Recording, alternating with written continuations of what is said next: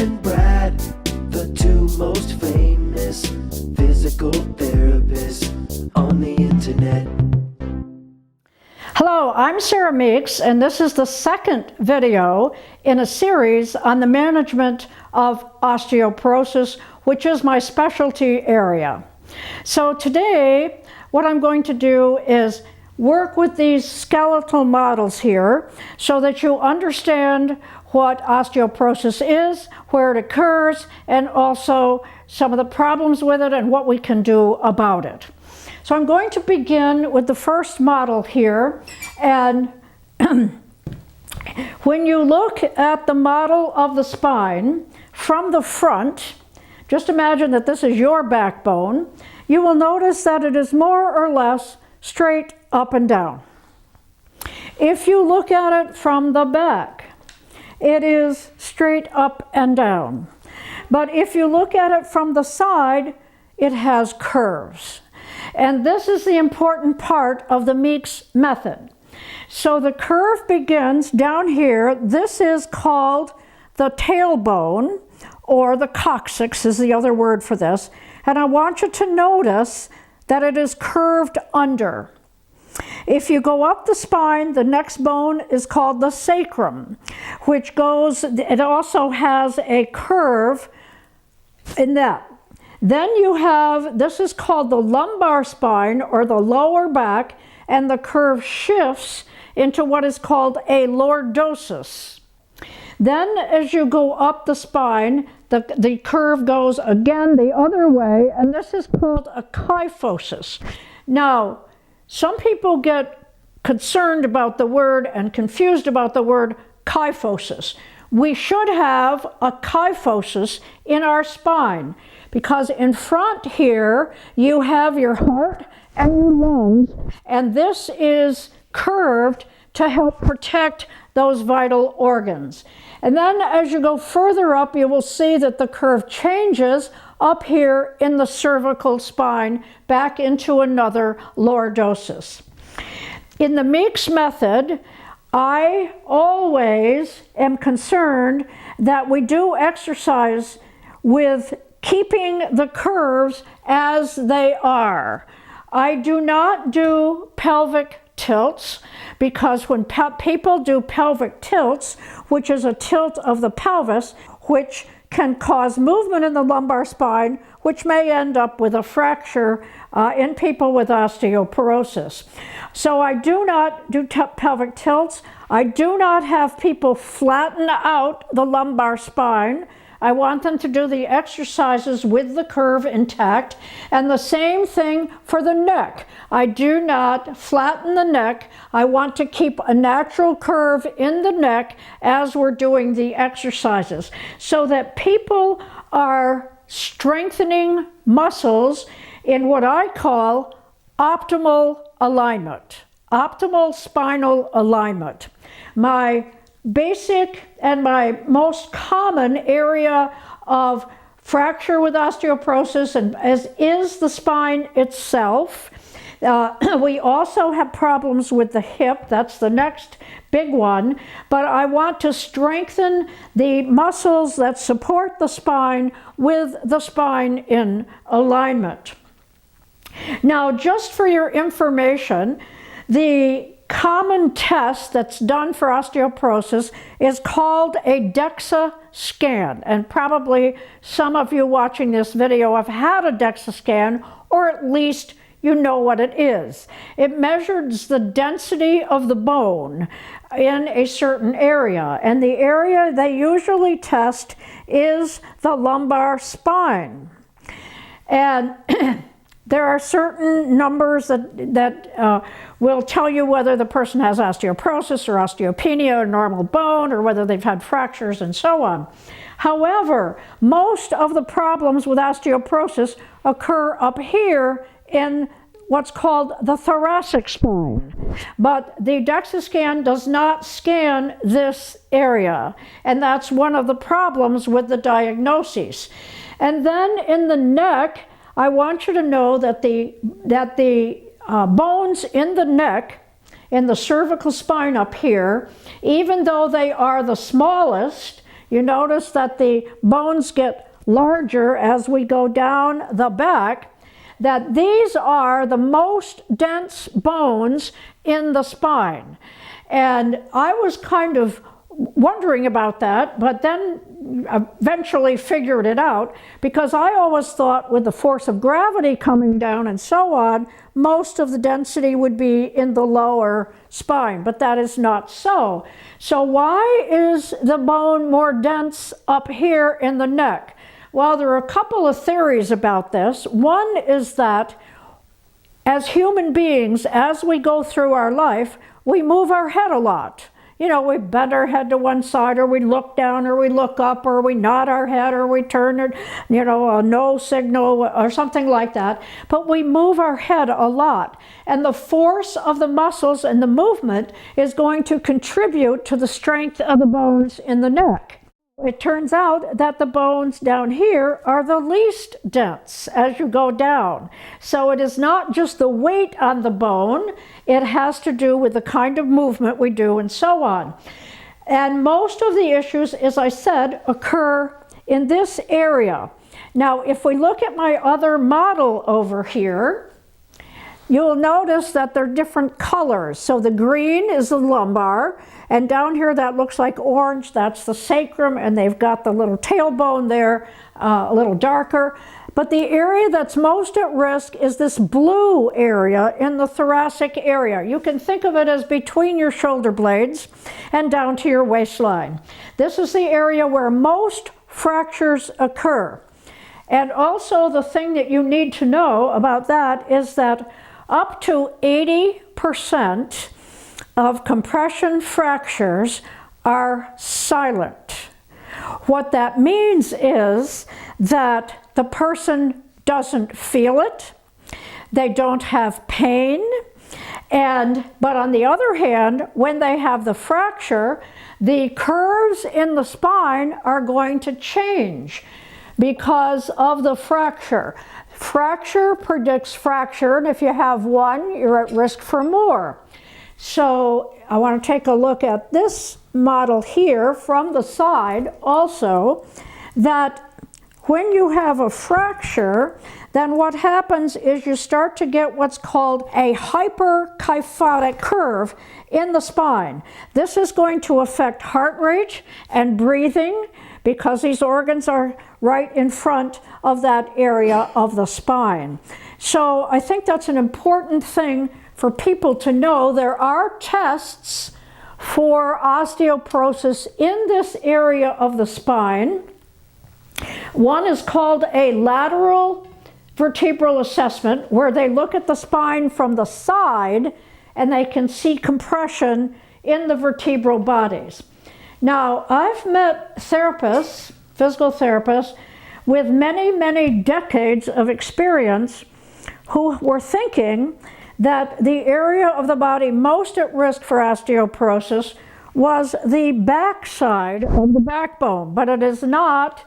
These are primarily called cortical bone, which is a stronger bone, and these are made primarily of trabecular bone. The inner surface or the inner part of the bone is more fragile, and it's like a maze in there. The bones, you have vertical and horizontal bones, and then also you have the disc spaces, that's what these little things are here, that also help protect the spine. So the other area that I want to talk about a little bit is the hip. And when we talk about the hip, a lot of people think their hip is up here on the top of the pelvis or around waist level, but the hip joint itself is actually probably 5 inches, it depends upon the height of the person and so on, below the top of the pelvis. And the area at risk for the hip joint is called the neck here of the femur. This is the femur bone. That's your primary thigh bone. And the fractures mostly occur in the neck of the femur and also in an area called the intertrochanteric area. This is called a trochanter, this big knob here, the greater trochanter. And so that's where most of the fractures occur in the hip. Now we do have exercise protocols for fractured hips. We have surgical procedures that work very well. Some people have to have what's called a total hip replacement depending upon where the fracture is occurring and so on. But it's important to know this because some people, we talk about the hips, we're talking about up here, but we're really talking about here. Now, there's a big dilemma in management of osteoporosis. The two forces that you need on the skeleton to build strong bone are muscle contraction and weight-bearing force. Those are the two primary forces to help build bone. There are two areas in the body which have no muscle attachments. So if we say that muscle contraction is so important, and we have areas where there are no muscles attached, we have a problem. The two areas are the thoracic spine, the mid to lower thoracic spine. There are no muscles attached to the bones in the front. There are muscles attached in the front in the lower spine and in the cervical spine, but nothing here.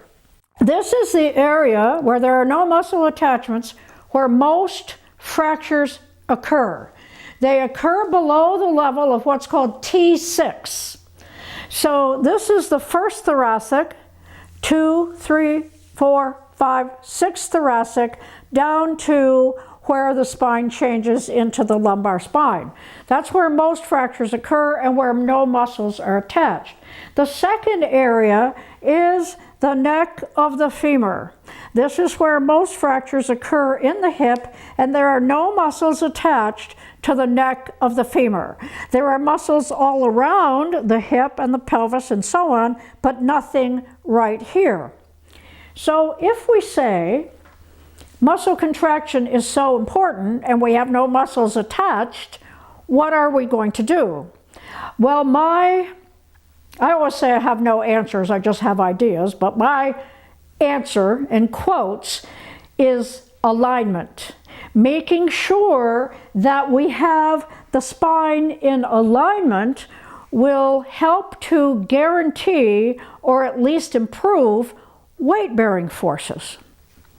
Also, what I would like to tell you, I've traveled around the world, and I was over in Italy at a convention, attended a seminar with one of the leading researchers on osteoporosis. He gave a keynote address, and after he finished, I went up and asked him a question.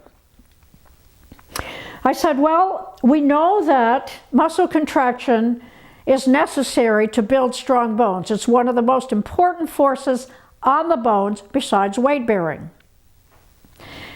And so we know that most fractures occur in the thoracic spine. And we also know there are no muscles attached here. But we also, in the research shows, that when we strengthen the muscles on the back, called the erector spinae, or the back extensors, that can minimize the risk of fracture on the other side of the spine. So how does that happen if you don't have the muscles attached? So this is what he said. He said, well, we really don't know for sure. Now this is one very, very top researcher in osteoporosis, and he's admitting that we don't know for sure. But he says that our bones react to compression. They also react to tensile force. A tensile force is a lengthening force. And so if you contract these muscles, you're going to get a lengthening force in the bones on the front of the backbone, and that can affect the fracture risk with that kind of a force? I thought that was a pretty good answer. So that's the answer that I usually give. Our bones react to forces of compression. They react to forces of lengthening, tensile force, and they also react to shear forces. Shear forces are sliding, gliding forces and twisting forces on the bones. The bones are weakest in shear, strongest in compression, and the lengthening is somewhere in between the two of those. So the first exercise that I usually give people, there's a couple of them. One is, and we're going to do this in the next video, it's called the realignment routine, is lying on the back. When you lie on the back, the force is underneath on what are called the spinous processes, so that you get a lengthening force on the front of the backbone. So that's one way. And I encourage people to lie on the firmest surface they can. They don't have to get down to the floor. I've started this program in recliner chairs, in ICU beds, just anywhere I connect with a patient, I can get this program started. But we do like to have them on the firmest surface that they eventually that they can tolerate, because we'll get more of that lengthening force. Now, a new exercise that I have just designed that people seem to like a lot is called the Fontanelle Feather. Now, the fontanelle is located on the top of your head, near the back. It's where the soft spot that you had as a baby. So I have people place their hand on that area, bring their feet underneath their hips, now that most people know where their hips are, and take a breath in and push the feather of my hand off from the top of my head. And when I do that, I can feel a lengthening force throughout my body. So that's an easy exercise that people can start with, the Fontanelle Feather. So that's a little bit of an anatomy lesson. That's just a start. And the next video will include more details with a routine that I usually start people out with called the realignment routine. It begins with lying on the back and then learning the isometric exercises that I talked about a little bit earlier in the first video. And isometric exercise strengthening the muscles that support the spine and the body against the force of gravity. So thank you for coming, thank you for listening, and I'll look forward to seeing you again in the third video.